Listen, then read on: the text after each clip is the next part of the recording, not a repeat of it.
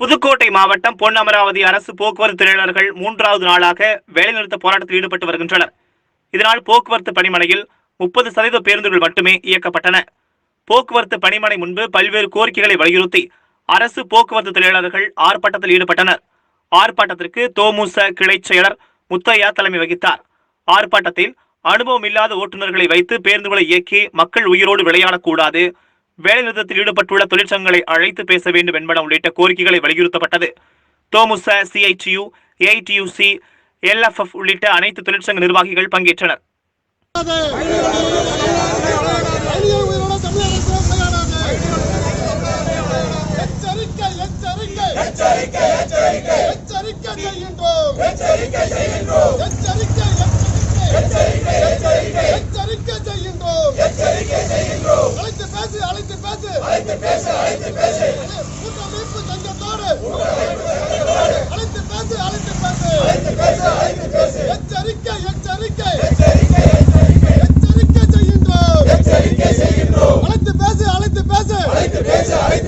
கூட்டமைப்பு தொழிற்சங்கத்தோடு அழைத்து பேசு.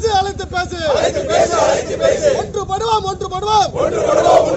வெற்றி பெறுவோம். அழைத்து பேசு.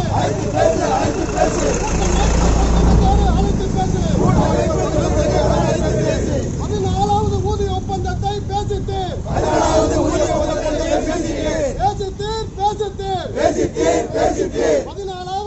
ஒப்பந்தத்தை பேசிட்டு கண்டிக்கின்றோம். அழைத்து பேசு. அனுபவமில்லாத ஓட்டுநர்களை வைத்து பயணியோட உயிரோட விளையாடாது.